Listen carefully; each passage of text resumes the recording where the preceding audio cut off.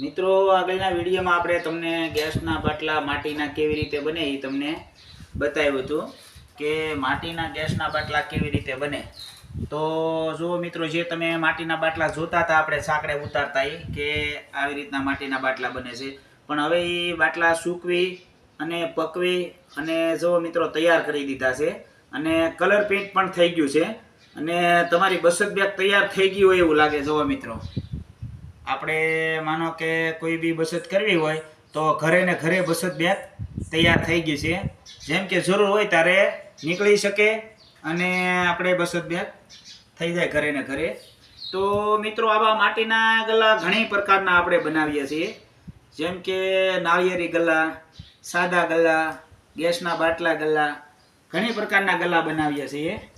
તો મિત્રો, ગલ્લા લેવાની ઈચ્છા હોય તો પધારો આપણી દુકાને.